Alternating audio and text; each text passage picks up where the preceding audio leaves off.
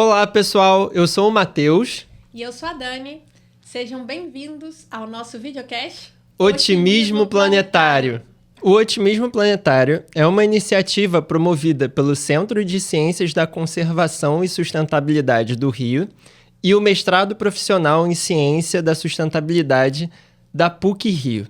Ele conta também com o apoio da Universidade de Cambridge e o Instituto Internacional para a Sustentabilidade. Esse é o nosso 5º episódio e a gente vai abordar o ODS 4, que é Educação de Qualidade. Se você ainda não assistiu os episódios anteriores, a gente já falou sobre o ODS 3 com a Valéria Natividade. Ela é nutricionista e militar do Corpo de Bombeiros aqui do Rio de Janeiro. A gente falou sobre rótulos, sobre uma alimentação mais saudável. E também o ODS 3, a gente conversou com o psiquiatra e psicanalista Carlos Leal.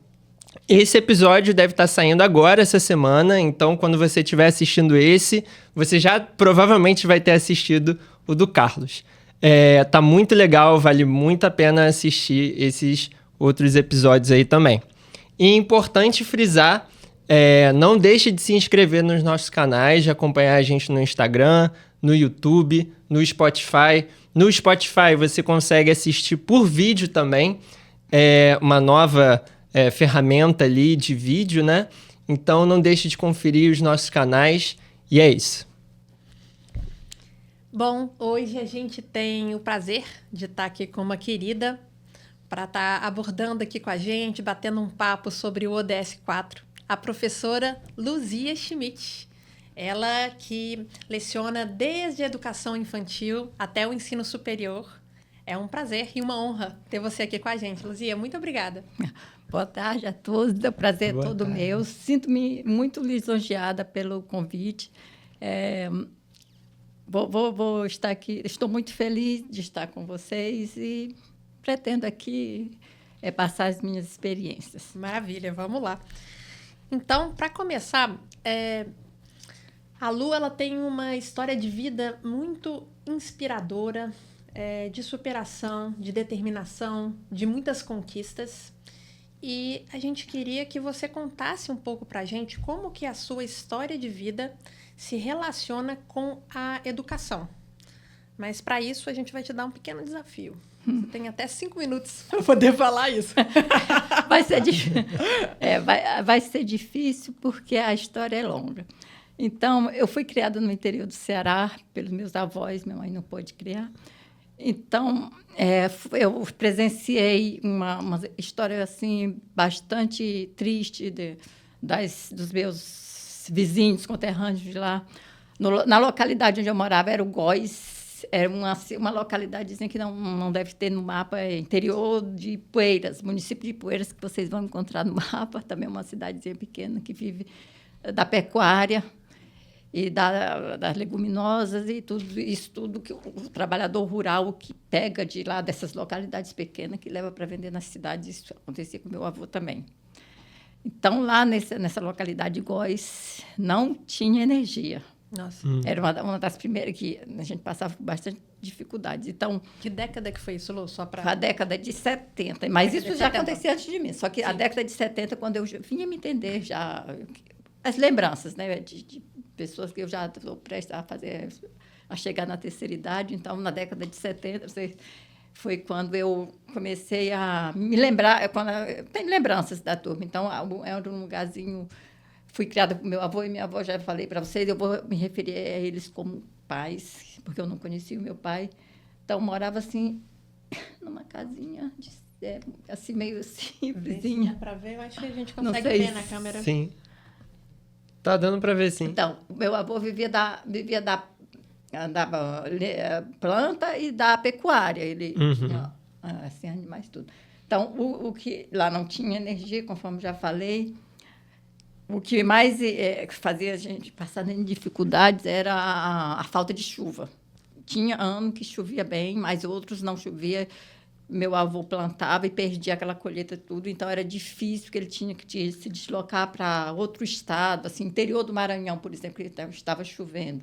Lá ele levava os filhos todos e E ele trabalhava com meia. Meia, a plantação era meio para ele, meia a outra parte para o dono da terra. Então, era muita dificuldade. Então, ele teve 15 filhos e ainda recebeu 2 netas, no caso, uma sou eu, a mais nova e a minha irmã. E lá, obviamente, não tinha escola, todo mundo analfabeto. Meu avô era uma pessoa de muita sabedoria. Eu não sei como ele sabia fazer contas assim, se ele tivesse sido criado assim, num lugar que ele tivesse estudado, eu acho que ele seria um superdotado. Porque você chegava para ele e perguntava quanto é 4 vezes 5 vezes tanto dividido por não sei. Ele dizia o resultado assim, assim de cara. Então, faltaram oportunidades. Faltaram oportunidades. Então, as autoridades que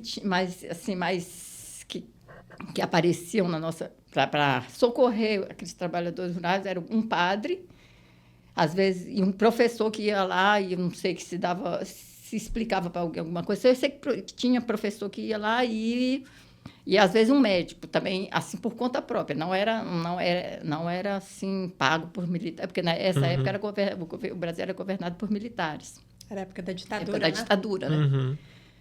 Só que a educação é assim, algo inatingível, inclusive para mim. Inatingível. Só que assim, eu acho que eu nunca vou aprender ali. Eu dizia, eu sonhava, eu achava que era isso, acho que nunca ia acontecer. Acontece que os militares, nessa época, eles colocaram, implantaram um método chamado Mobral, Movimento Brasileiro de Alfabetização. Mas esse movimento era assim, um movimento que só era para constar na legislação deles, para eles mostrarem tudo. Então, não ia ser implantado para trabalhador rural, não, porque o que eu vi na minha localidade, nas localidades vizinhas, não tinha essa educação lá. Mas eles tinham que mostrar, eles compravam eles mandavam imprimir várias cartilhas do Mobral.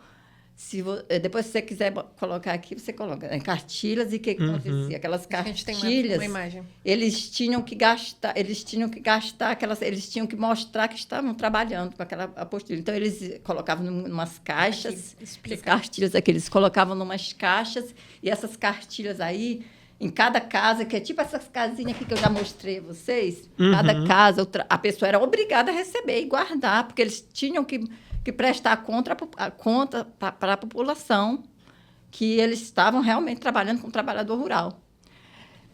E a educação que eles mostravam, a cartilha, eu entrei em contato com esse mundo das cartilhas. E aí foi, né, a partir daí que eu fui, não me pergunte como, a partir daí foi que eu comecei a ser alfabetizada. Eu fui juntando as letras e fui começando a ler as letras, os nomes pequenos, tipo Rita, Rumo, juntando essa. E foi como eu fui alfabetizada. Autodidata. Autodidata. Né? Então, eu não sabia nem que eu era alfabetizada. Mas aí foi um padre chamado Dom Fragoso, que era arcebispo de Crateús, na época. E ele era uma das autoridades que prestava assistência para nós, lá no interior. Porque não tinha, na época da seca, não tinha quem nos socorresse. Muita gente passava fome. Nossa. E os governos prometiam que iam implantar um tal de plano de emergência. Eu tinha até uma música, depois eu canto na frente essa música para vocês verem como era a música dos trabalhadores rurais, que eles eram conhecidos como roceiros. Esse plano, até hoje, eu nunca soube que esse plano chegou lá, pelo menos na minha localidade, não chegou. Então, canta um trechinho. Um trechinho da música era assim, um plano que eles iam implantar era emergência. E os trabalhadores rurais, às vezes, o padre, na hora da celebração, eles pediam a música para eles mostrar eu acho que eles filmavam com alguma coisa, aquelas filmagens antigas eles tinham. E eles vinham, os trabalhadores vinham com a vassoura, pá, e essas coisas, e cantavam: eu sou roceiro, vivo de cavar o chão, tenho as mãos calejadas, mostrava as mãos calejadas, meu senhor, me falta terra, falta casa e falta pão. Eu sou roceiro, vivo de cavar o chão. E depois tinha um trecho aí que falava: há muito fala que a emergência vai chegar. E passa 1 ano, passa 2 e só se vê falsos projetos para poder nos enganar. E a música continuava, era grande, até um pouco assim, meia... Mas era a realidade. Então, com essa música, eu acho que o padre... eu acho que ele queria mostrar para o mundo, para quem... Essa situação na qual nós vivíamos. Esse padre era uma das únicas autoridades que nos ajudava bastante. Ajudava, assim... Ele não era com dinheiro, mas no sentido de ajudar um que estava precisando de um tratamento médico, ele levava, às vezes, para Crateús, essas coisas. Então, um dia que ele foi lá fazer a celebração, ele vinha uma vez por mês. Aí foi fazer a celebração lá. Alguém que ia ler lá a primeira leitura, a segunda leitura da celebração, porque ele vinha da missa é composta pela de entrada, o canto de entrada, tem a primeira leitura, o salmo responsorial, a segunda leitura e o evangelho, por aí vai. Então, ele precisava de alguém para fazer as leituras. E ele já sabendo que todo mundo era analfabeto, porque não tinha escola lá, não tinha energia, não tinha nada. A celebração era à luz de velas, à luz de lamparina, candeeiro. E ele falou, tem alguém aqui para me ajudar aqui nas leituras, eu pelo menos segurar aqui a Bíblia e tal. Aí eu vou. Ele me olhou assim, meio incrédulo. Meu pai começou assim, esse aqui que vocês conhecem, começou a se virar e disse, não, eu sei, papai, eu sei. Eu falei, e você tinha quantos anos, assim, mais ou menos, nessa época? Eu acho que eu tinha quase 11. Porque depois que eu fui, eu me lembro que eu cheguei em Nova Rússia com 12 anos. Aí eu li. Ele ficou encantado. Que bacana. E o meu avô, assim, sabe aquele homem do campo que tem que ser durão, que o homem não pode chorar? Assim, sabe, segurando as lágrimas. Segurando as lágrimas. Super emocionado. Você via as lágrimas, assim, você sentia o que quem conhecia, assim, como... Assim. Aí eu comecei a ler, li a primeira leitura, li o Salmo responsorial, li bem, sabe? Eu não acreditei, meu Deus, eu não acredito. Mas como eu achei que eu ia ler assim para analfabetos, eu acho que assim, se eu errar alguma coisa, eles não vão nem perceber. Por isso que eu fui. Então eu li. Cara e coragem. Cara e a coragem. Isso abriu uma oportunidade para você, né? É isso que eu tenho muito. Às vezes eu nem sou assim muito assim, familiarizado com certo assunto, mas eu vou falar e acabo acertando. Legal, né? Aí ele chamou, aí depois no final da missa, da celebração, que não era missa, era uma celebração, eles queriam implantar uma igrejinha, que hoje está implantada, mas na época não foi, lá no interior, lá nesse lugar, com o intuito de ajudar mesmo. Sim. Aí ele disse, quem é seu pai? Eu disse, meu pai, meu papai todo. Aí vem os conhecidos do papai e falavam assim, mas compadre, lá todo mundo é compadre Luiz, mas como é que essa menina aprendeu a ler? Ela não sai nem daqui. Aí ele todo animado, assim, aí os olhos brilhavam, assim, orgulhoso, sabe? Aí os olhos dele brilhavam. Aí o padre, você que é o pai? E ela estuda onde? Ele falou, não, ela não estuda, não. Ela pegou umas cartilhas lá que os governos deixaram, falou, os governos deixaram. Aí ele disse, pois ela não tem documentação nenhuma que estuda. Não tem. Então, eu vou ajudar vocês. O que o senhor acha de eu levar ela para estudar aqui na cidade aqui perto? Ou em Ipueiras ou em Nova Russas. Que legal. Aí foi assim que eu cheguei para estudar em Nova Russas. Como eu não tinha documentação, a prefeitura, que eu fiz as provas na prefeitura. Fiz várias provas, português, como eu passei, não sei. Eu sei que eu passei e consegui chegar na 5ª série do ensino. E, além disso... na 5ª série, que hoje é 4º ano. Hoje é 4º ano. Não, hoje é 6º ano. E lá... Que vai modificando. E lá você também tinha a questão até do transporte. A locomoção era muito difícil. A locomoção muito difícil. Era uma grande distância Uma também, grande né? distância e as estradas precárias, não tinha ainda... Estava começando a estrada de rodagem. Então, não tinha como nós nos locomovermos, e meu avô foi me levar de jumento. Ele me levou a primeira... Assim, há 2 semanas. Depois o padre falou com ele, foi lá para alguma coisa, e ele arranjou um internato lá para eu ficar lá com as meninas, que eram filhas de fazendeiros, que estudavam, que eles pagavam muito caro, só que eu não paguei nada, e foi tudo assim por conta do padre. Era um salão, era tipo perto do salão paroquial da igreja de Nova Rússia. Eu acho que hoje não existe mais esse internato. E aí, você ficou nessa escola nesse internato durante quantos anos? Até qual série? Eu fiquei até a 8ª série. Fiquei por 4 anos. Por 4 anos? 4 anos. E depois? Porque depois eu me casei. Porque aí depois você se casou? Me casei e meu marido era daqui do Rio, eu tive que vir embora. Mas você continuou os estudos aqui também? Eu não continuei continuei, mas por um descuido eu engravidei, que é o meu filho que você conhece. E foi muita coisa assim, mas meu marido começou a dar sinais da doença, que ele tinha câncer, e eu tive que parar o estudo. Aí vim começar de novo em 2000 e, deixa eu ver, no final, em 99. Terminei em 2004, aí que tem até aqui a minha monografia. Sua monografia. Então, quando você veio para o Rio, você terminou o ensino médio. Sim. Você parou um tempinho, Parei. Voltou ao ensino médio e ainda depois... Aí depois eu não parei mais. Aí emendei pós-graduações, fiz em primeira mão, eu fiz uma pós-graduação em... Graduação em letras? Pós-graduação em educação de jovens e adultos, que eu gostaria de trabalhar com jovens e adultos. Depois fiz pós-graduação em educação ambiental, Faculdade Grande de Fortaleza, educação ambiental e perspectiva para o trabalho. Que legal. Depois fiz na PUC mais 3 pós-graduações, educação infantil e perspectiva para o trabalho na PUC, mais educação ambiental no quilombo, dos quilombolas. Pesquisei um quilombo aqui na Rua Sacopã. Depois eu falo sobre esse quilombo também. E eu cheguei no mestrado, onde eu conheci a querida Dani. É um prazer. Igualmente. Depois, já passaram? Não sei. Então, outra coisa que eu gostaria de falar é a história de quando meu avô me deixou. Vou retornar um pouquinho. Quando ele me deixou para eu estudar lá no colégio. É uma história assim. Eu me emociono um pouco. Até hoje eu não consigo falar sem me emocionar, porque ele chegou assim comigo, assim, nós saímos de 5 horas da manhã para chegar no colégio, porque o colégio era às 7 horas, não, antes das 5 nós saímos. Chegamos lá, eram acho que 6h30 da manhã, a diretora já estava de pé, aí meu avô foi lá pelo primeiro dia de aula, eu assim, na cidade, tudo, aí lá tinha energia, essas coisas, tudo. Aí ele foi falar com uma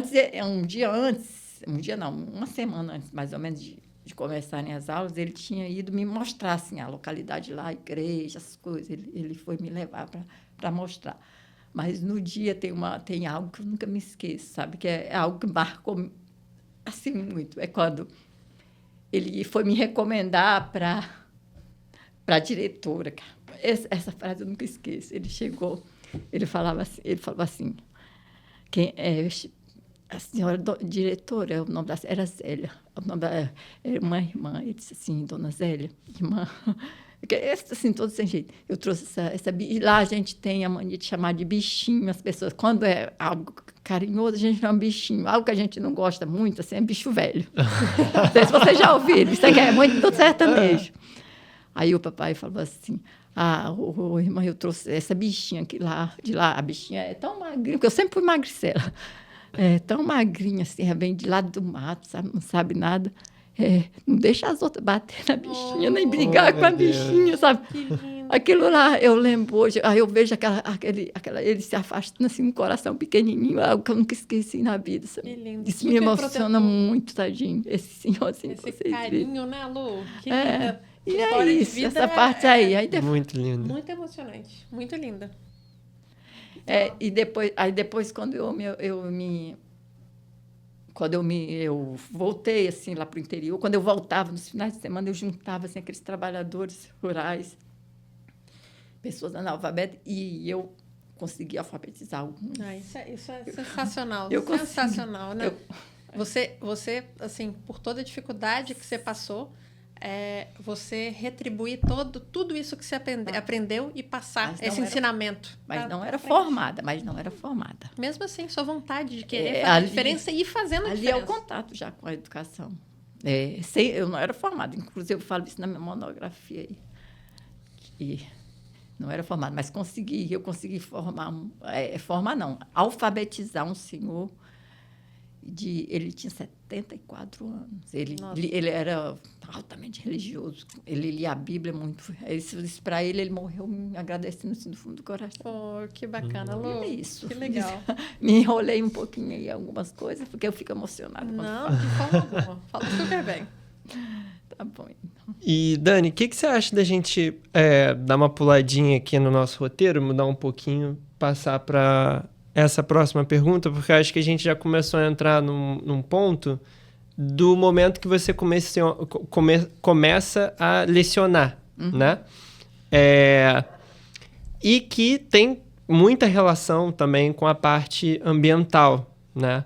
É algo que você conseguiu inserir ali no seu modo de ensinar a questões de reciclagem, de um consumo mais consciente, enfim, tentando passar um pouco daquilo que você tem como propósito de vida para aquelas pessoas que estavam ali junto com você, podendo sugar um pouquinho do seu conhecimento, né? Então, queria também que você falasse um pouquinho sobre isso, como é que você conseguiu juntar uma coisa com a outra, né?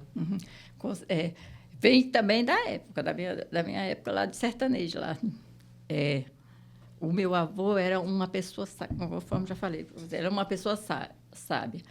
Não sei de onde ele tirou a ideia que tudo tinha que ser... ele não chamava, não se referia à palavra reciclagem. O ambiente ele chamava terra. Ele falava minha filha, não falava minha filha, ele falava minha filha. Tudo a gente tem que guardar. Essa terra a gente tem que cuidar, que é nosso local que vivemos. Ele não se referia ao ambiente. Ainda não, acho que o vocabulário dele não era tão grande para isso. Ele sempre ele dizia, tudo temos que guardar. Então, meu avô, na época, tudo ele transformava. Lata de sardinha, aquelas latinhas de sardinha que chegava, ele fazia carrinho para os meninos e distribuía.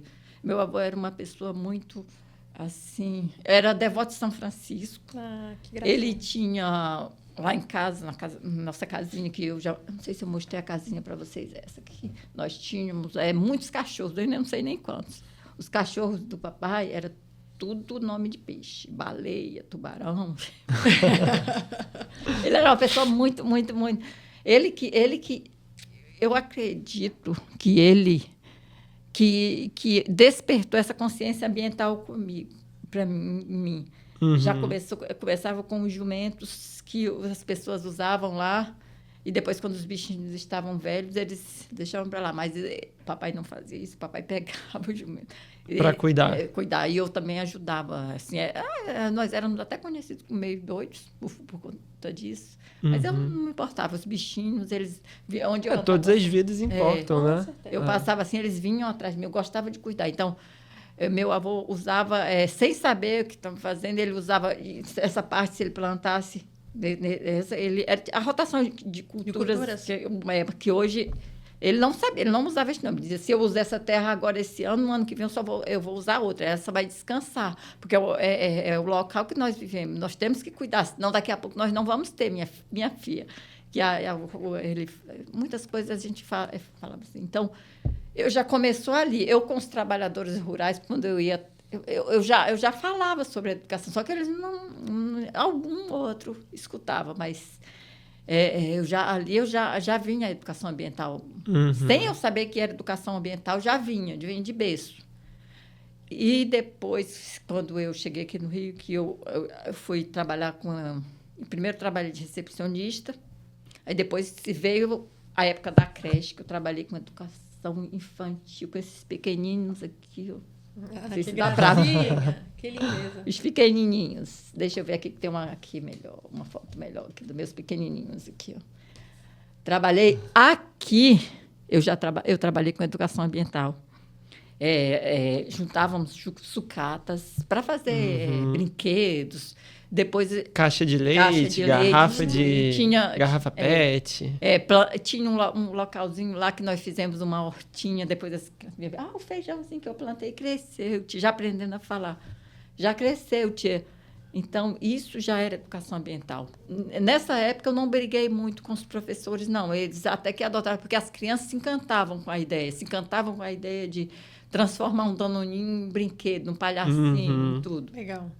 Então, nessa época eu não briguei, não. Eu comecei a brigar mesmo com professores, ser chamada quando eu estava quando eu me formei, que já estava no ensino, trabalhando com pessoas do ensino médio. Eu acho que eu tenho ensino médio aqui. Ensino médio. Quando eu estava no ensino médio aqui, com o pessoal do ensino médio, aí sim, eu comecei a brigar, porque eu me formei em letras, português e literatura. Quando você entra no colégio, você tem que cumprir um cronograma. Só que no cronograma, a primeira parte, quando você começa a estudar, tem uma reunião para apresentar o projeto político pedagógico da escola, o PPP.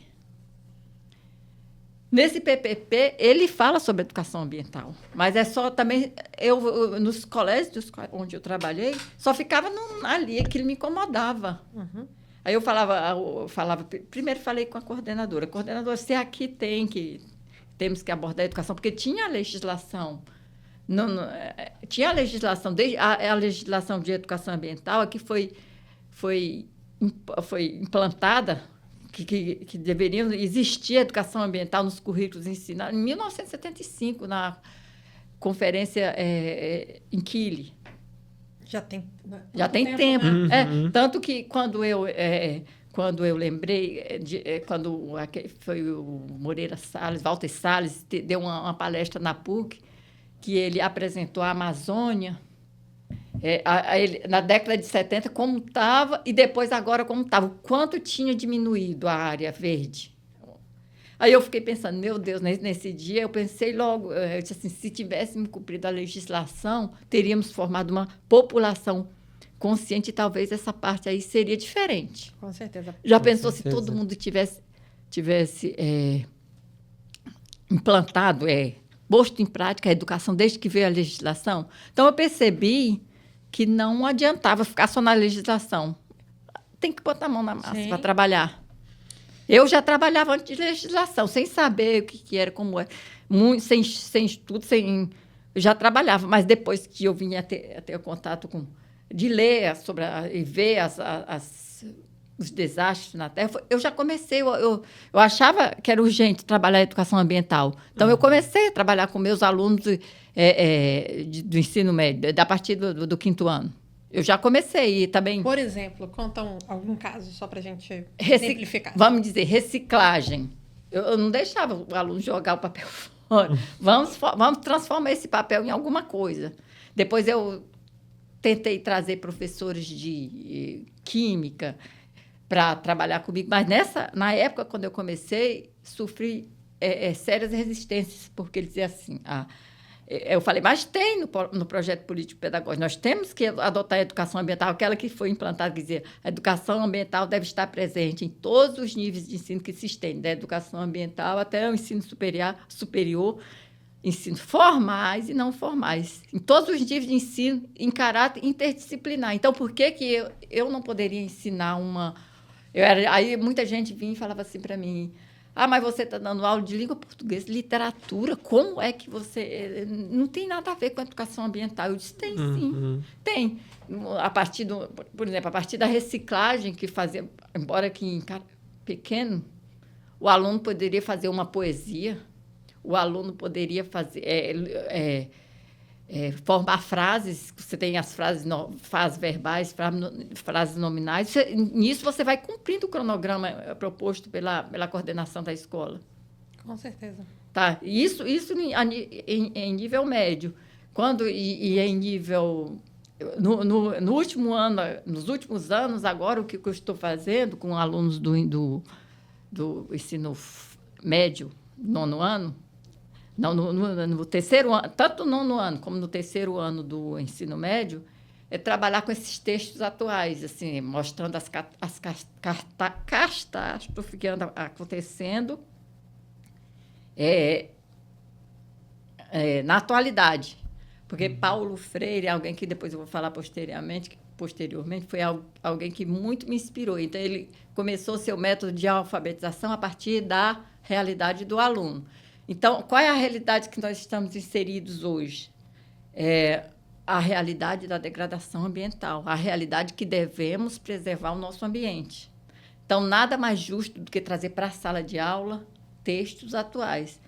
Então, eu vou exemplificar aqui, é muita coisa. Não, é sensacional isso, né? Porque, assim, em todas as disciplinas mostra como que esse tema pode estar... É interdisciplinar, na verdade? Interdisciplinar. Transdisciplinar.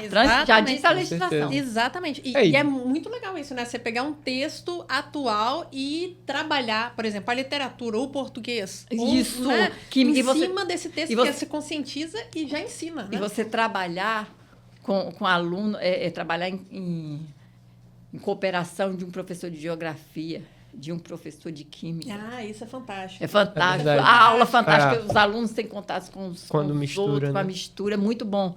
Então, eu vou exemplificar aqui o exemplo que eu trouxe do mestrado. Esse mestrado profissional que eu fiz na PUC, que me proporcionou uma gama de conhecimento, assim. Então, eu trouxe muito textos do mestrado para trabalhar com alunos, tanto do 9º ano como do 3º ano do ensino médio. 9º ano, porque muitos alunos, eles, quando chegam no 9º ano, eles querem estudar em escola técnica federais e tudo, então eles prestam concurso. E o último ano, eles têm o Enem, né, que eles gostam que tem para a nota, proporciona entrar em universidades particulares sem pagar. Então, é muito importante trazer assuntos atuais. E trazer assuntos atuais do meio ambiente nada mais justo. Então, um texto que eu trabalhei, eu vou dar um exemplo do texto. Estou trabalhando muito com a cartilha do Breno, um colega nosso de mestrado. Se ele tiver... Trabalho muito legal. Estou trabalhando, mas eu vou exemplificar aqui... com um texto de nosso professor Escaramuza. Ele trouxe um texto que falava sobre a divisão do rio Amazonas e o quanto ia prejudicar o meio ambiente, com queimadas e tudo. Só que na época que eu trouxe esse texto, foi também na época que eu estava fazendo a disciplina do Escara. E também aconteceram várias queimadas em Mato Grosso, tudo que foi noticiado pelo jornal. Então, eu trouxe um texto jornalístico, trouxe o texto do Escara, e mais a matéria, o que eu tinha que passar. Que, nesse caso, eram orações coordenadas e subordinadas. Tinha que passar isso para os alunos, que isso cai no Enem. E vamos lá. Então, o que eu fiz? Separei os alunos em turma, e... dei para eles lerem o texto do Escara. E depois o texto jornalístico. Depois promovi uma discussão entre os alunos, o que eles achavam, cada um trouxe assim, ideias. Aí tem muitos assim, com ideias assim, sabe? Interessantes. Então, a partir disso, pedi para casa para fazer um texto com a sua ideia, texto narrativo ou dissertativo, com a sua ideia, o que eles achariam que poderia ser feito para solucionar, ou pelo menos amenizar essas queimadas na Amazônia, o que poderia ser feito, o que poderia ser pedido até aos governantes. E olha que eles têm ideias. E para a hora, pedir para separar do texto... orações coordenadas e orações subordinadas, e dizer que a oração era aquela. Com isso, o que eu fiz? Eu entrei com os alunos na realidade e procurei ideias deles sobre como solucionar o problema. Sensacional. É isso, mais ou menos, que eu trabalho assim. Beleza, Lu. Super interessante. E agora, movendo aqui para a próxima pergunta, tem uma pesquisa no IBGE que ela tem alguns dados que surpreendem, infelizmente, negativamente. Então, alunos que completaram o ensino médio em escola privada, eles tiveram um acesso, um ingresso nas universidades de quase 80%. Por outro lado, quando a gente faz uma comparação com os alunos que estudaram em escolas públicas, esse valor é reduzido a quase a metade, são cerca de 39%. E isso mostra o quanto que essa desigualdade, né, no ensino, ela está presente, né, aqui no nosso país. Então, a gente queria ouvir de você, né, com toda a sua experiência que você tem, nas salas de aula, como que você vê essa diferença de ensino entre as escolas privadas e públicas? Tá. Eu creio que não seja nem o nível do que é passado, do conteúdo que é... Desculpa, Lu, até para te interromper. Aqui é um gráfico que a gente trouxe, né? Que mostra aqui como que está essa taxa de conclusão de ensino médio. Aqui mostra o Brasil e aqui mostra o Chile. O Chile está com 90 e poucos %. Não. Dá uma diferença muito grande, né? Tá. Eu acredito que não seja nem culpa nem dos professores, nem do ensino que é repassado nas escolas públicas. Porque eu creio que como tem professor assim, genial na escola pública, também tem na particular. Muitos professores que trabalham em escolas particulares, eles trabalham em escolas públicas. Também, né? Eu creio que é a falta de oportunidade quando adolescentes chegam aos 16, 17 anos e tudo, assim, eles têm que trabalhar. As meninas engravidam cedo. Entendi. Isso é uma das causas. Outra causa eu remonto de novo ao meu período lá da educação. A falta de escola perto da residência do aluno, da localidade. Que faz toda a diferença. Que faz toda a diferença. Essa faz sim, porque o aluno tem que acordar às 5 da manhã, às vezes... mora em Caxias, só tem escola para ele no Rio. Vai ter que pegar ônibus. Tem que pegar ônibus, pega transporte público. Eu acredito que isso faz grande diferença, não só para alunos do ensino médio, mas também para alunos da educação infantil. Imagine o pai que vai deixar uma criança no colégio, que ela vai ter que deixar para trabalhar, e se a escola é longe. Sim. Então, eu acho que implantar escolas perto da localidade onde os alunos residem, eu acredito que resolveria assim, boa parte desse problema. Perfeito. Maravilha. Até uma das perguntas que a gente acabou passando por ela batido antes, né? Pode bater. Era sobre isso, era sobre se você tivesse em algum cargo ali de decisão, né? Qual seria a sua primeira tomada para combater essa evasão à escola ou fazer com que mais alunos possam ter acesso e tal? Acho que vai...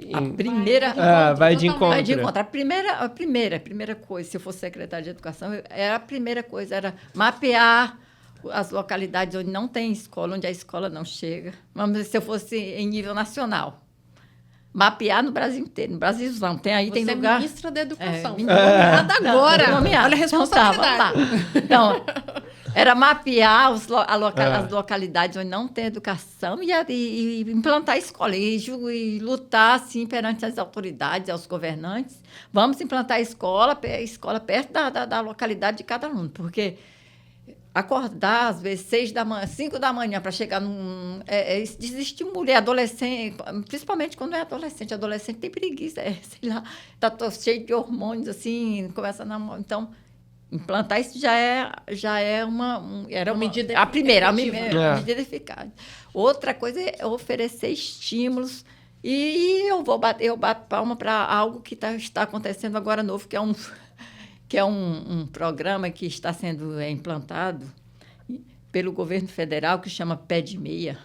Ele está oferecendo R$200 para cada aluno que terminar o ensino médio. Que legal.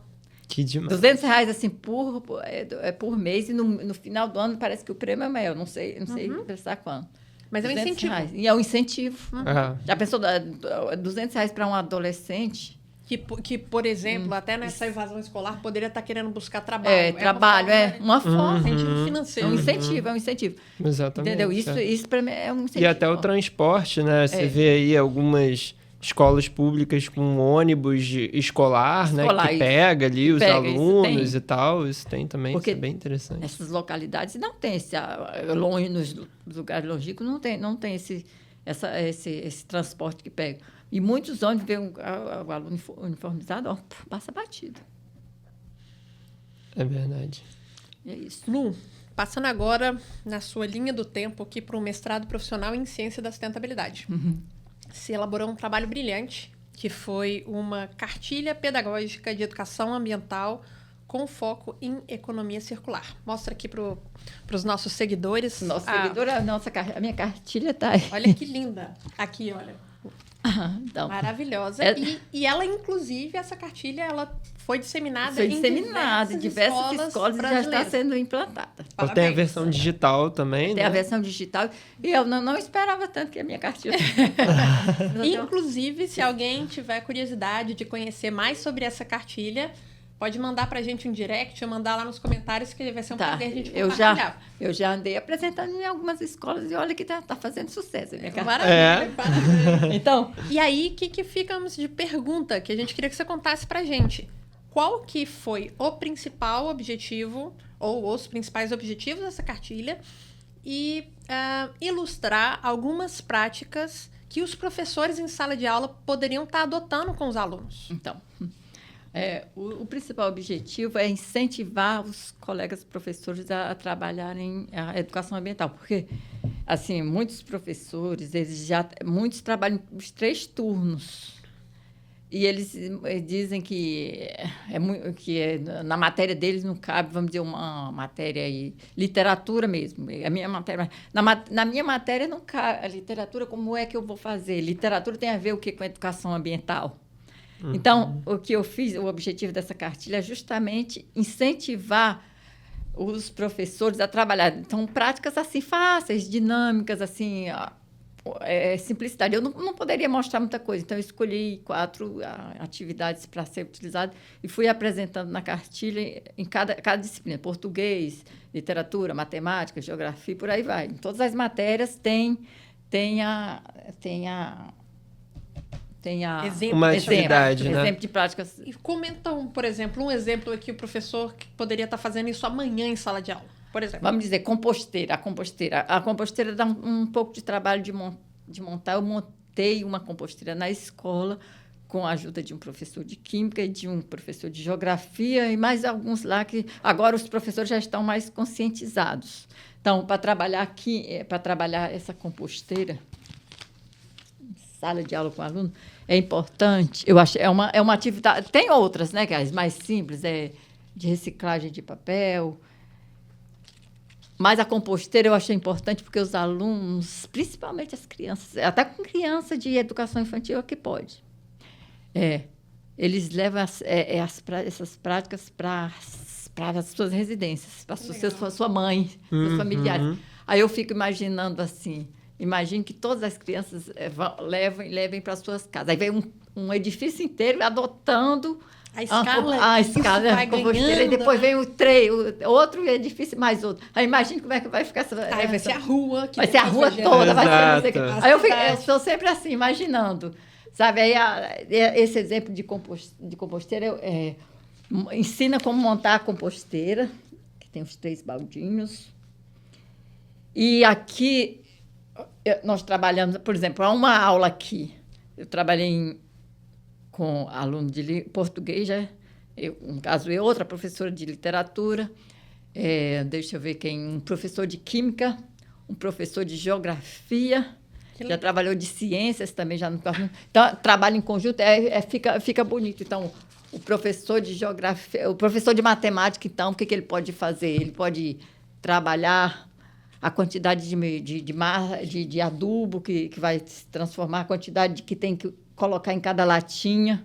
O professor de química vai ver o ciclo das minhocas. Cada um com sua especificidade. Trabalha junto. Então, isso é animado. É bom para o professor. O tempo passa rápido, não fica cansativo. Sensacional. E cada professor aplica a sua matéria. Depois os alunos em outra aula, depois disso, eles podem voltar para a sala de aula e cada professor, na sua disciplina, começa a trabalhar a educação ambiental. Então, isso trouxe exemplo de economia circular, mas tem uma diversidade, uma gama que não dá para falar tudo aqui, também não dá para falar tudo em uma cartilha, mas vamos falando. Trouxe e fez muito sucesso. Saí assim, muito feliz. Sensacional. Que demais, Lu, demais. Entendo. E aí, Lu, a gente vai se encaminhando para a nossa pergunta padrão que acontece em todos os episódios, que é como que você consegue, né? Como que você se mantém otimista, né? Aqui no caso desse episódio a gente falou muito sobre desigualdade entre ensino público e ensino privado, sobre vulnerabilidade, né? As pessoas mais vulneráveis socioeconomicamente, elas têm mais dificuldade de acesso ao ensino. Então, como que você se mantém otimista diante desse cenário assim, que a gente abordou aqui agora? É quase um caso particular. É assim, em um ano, quando alunos que fizeram ensino médio, um ano assim, no primeiro ano, voltou um aluno para mim e falou: professora, eu me formei em arquitetura. Eu fiz uma maquete com prédio, tudo cheio de atividades sustentáveis. Para mim já é um incentivo. Depois veio, no outro ano, eu vi 4 alunos que vieram falar assim, mais ou menos das suas profissões. O otimismo meu vem daí. Da transformação. Da transformação, né? Porque eu acredito que se alunos meus conseguiram, os alunos dos colegas também conseguiram. E daquele colégio lá, será que conseguiu? Uhum. Aí, um dia também eu recebi eu até já falei esse poema lá em um encontro. Eu recebi um poema de um aluno de literatura que se formou em letras. Olha que gratificante, né? Aí ele trouxe ali de um aluno que eu não conheço, que disse que fez uma poesia baseada na educação ambiental. Então, ele disse que esse aluno chegou na escola com a professora e falou: professora, eu estava com muita dificuldade de implantar, de fazer com que minha mãe mudasse de ideia e tudo, mas ela começou a mudar. Mas aí eu falei: meu Deus, se eu estou com tanta dificuldade, o aluno falando, entre aspas, aí, se eu não estou conseguindo, o que eu faço? Por onde é que eu começo? Aí ele fez uma poesia, aí ele falou, o nome da poesia, eu acho que está até na internet aí. Por onde começar? Eu não conheço o aluno, mas a professora que me deu disse, por onde começar? Aí ele disse, por onde começar a trabalhar a educação ambiental? Pelo mundo? Aí ele disse, não, pelo mundo é muito grande, eu não vou conseguir. Pelo meu país? Não, pelo meu país é também muito grande, eu não vou conseguir. Pelo meu estado? Não, também não vou conseguir. Pelo meu município? Não vou conseguir. Pelo meu prédio, pelo meu edifício? Não vou conseguir. Na minha casa, eu também não consegui com minha mãe. Já sei por onde eu vou começar. Começo por mim mesma. Aquilo lá foi lindo. Eu até já... E isso me mantém otimista nessas ações que me comovem. Uhum. Assim, eu me mantenho assim. Não sei se não.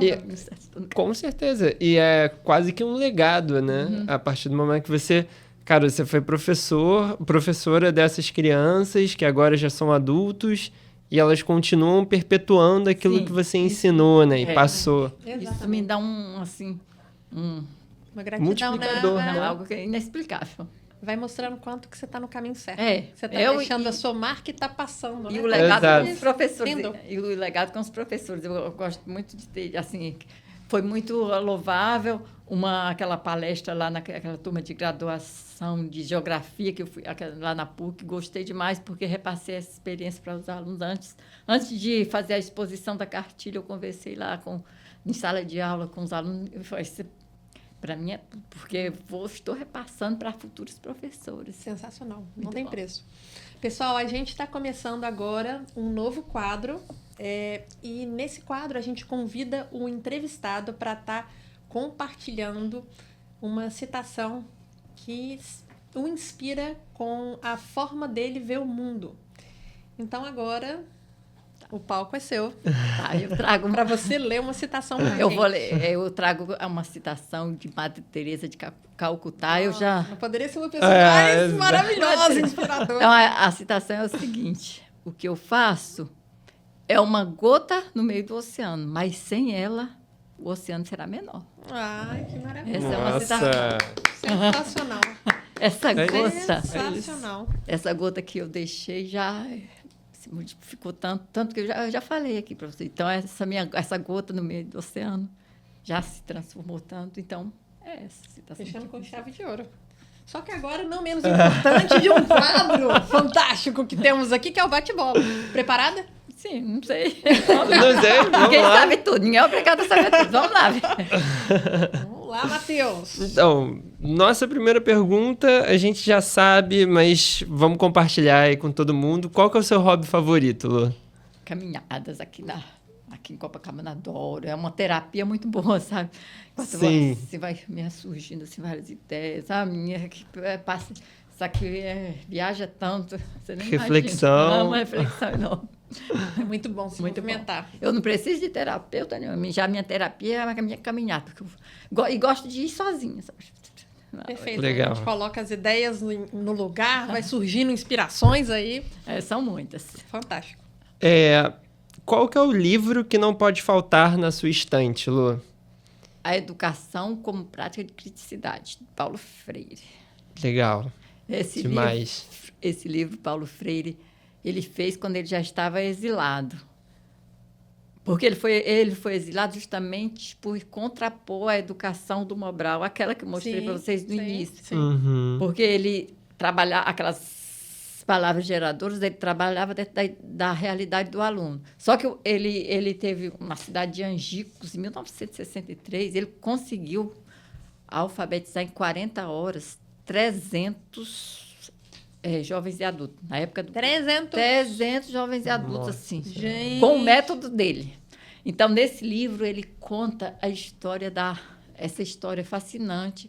Quando ele já estava exilado, ele escreveu esse livro, ele estava exilado, porque ele foi posto para fora, que isso incomodou os militares, porque os militares não queriam... temos que lutar pelos nossos direitos, eles não queriam isso. Então, ele foi posto para fora do país como comunista, não sei o quê. Só que lá fora ele foi reconhecidíssimo, está sendo reconhecidíssimo lá fora. Nunca, ele tem 40 livros, mundo afora, publicado em várias línguas. Olha. Mas aqui... E deveria ser muito mais valorizado. Mas aqui, aqui no nosso país, ele não é valorizado. É visto como um comunista porque ele alfabetizava jovens e adultos nas zonas rurais, nessas zonas rurais de onde eu saí. Só que aqueles jovens rurais, uma vez alfabetizados, eles começavam a lutar pelos seus direitos, se juntavam em sindicatos para reivindicar. Isso incomodou. Sim. E é isso, o livro que não pode faltar é esse. Entendi. Ótimo, Lu. Obrigada pela dica, né? Exato. E se você pudesse ter um superpoder, qual que seria? O superpoder. Um superpoder. Qualquer... Pode pensar vários. Você vai Vários. voar, Pode capa de ter visibilidade. criatividade. Você pode salvar o mundo das doenças, o que você quiser. Opa! Dani, sim, eu queria pôr essa conscientização assim na mente de todo mundo, porque reportagens, acontecimentos aqui entre nós, tudo, a gente vê que não é todo mundo que pensa assim. Muita gente ainda resiste, diz que a educação ambiental é uma besteira, é mimimi e essas coisas e tal. E fazer todo mundo ter essa consciência, para mim, seria eu faria isso. Isso é um superpoder. Porque Esse é um Mas superpoder. é um superpoder que poderia estar agora em prática. Seria Exato, maravilhoso. Tem um tá. botão aqui mágico. Não tá. Tem gente que não acredita. Tem gente que ainda briga. Sim, infelizmente. Graças a Deus que agora... Mas tem muita gente. Sim. É verdade. E se você pudesse viajar para qualquer lugar do mundo, para onde você iria? Eu já viajei para algum lugar. Não tem. Mas algum lugar novo, assim, que você gostaria pensa de que tem conhecer? um ticket aqui, a gente está te dando agora, o ticket de trem, de avião, de navio, para onde você quer? Onde você quiser conhecer agora. Eu queria viajar para a Amazônia, só que no momento não estou podendo. Você não sabe, declara para o universo. Vamos declarar. Tem um seguidor aqui de casa que no pode lugar estar do dando mundo. essa passagem. No lugar do mundo, eu não gosto muito de lugar do mundo. Já viajei para alguns lugares. Eu viajei, por exemplo, depois de velha, viajei para a Disney. Gostou? Porque gostei, não é melhor do que aqui, não. Mas era assim. Porque quando eu era criança também, aí eu via Disney, eu disse assim, será que um dia eu ainda vou nesse lugar? Não pude ir, porque depois eu tive filho, depois marido doente, essas coisas, tudo. Aí depois de velha, lá vou eu viajar para Disney. Não é, mas aqui tem coisa melhor, viu? Então, temos que dar valor ao nosso país. Eu sou muito nacionalista, gosto muito quando eu viajo, graças a Deus, quando pouso o avião ali, eu já não tô sem paz, vou tomar meu café de padaria. E para fechar com chave de ouro, a nossa última pergunta, que é qual professor ou professora que mais te marcou e por quê? Tá. A professora que mais me marcou... Eu tenho algumas que me marcaram assim bastante, mas a professora que mais me marcou chama-se... Era Alda, nós chamávamos de Aldinha, uma professora do quinta série, lá de Nova Russas, que me apresentou pela primeira vez o livro do Paulo Freire, e que eu comecei a comparar o que eu tinha aprendido com o método dele, e foi fazendo sentido, que formou meu pensamento assim, crítico até hoje. Essa Aldinha é a professora que mais me marcou. Que demais, né? Que demais. E ela está viva, é aposentada, já é uma senhora de idade, está no Facebook. Vem tomando um beijo para ela. Aldinha, um beijo para você. Conversei com ela esses dias aí, sempre conversa, minha professora. Que bacana. Lu, então a gente queria estar te agradecendo mais uma vez, né, por você estar aqui com a gente, né, compartilhando suas vivências, suas histórias, seu conhecimento, sua sabedoria, né? Muito obrigada. Queremos agradecer a todo mundo de casa, os nossos seguidores, por estar nos acompanhando aqui nesse episódio e aproveitar para convidar vocês para estarem com o nosso novo episódio no ODS 5, Igualdade de Gênero. Vem com a gente, vai ser muito bom.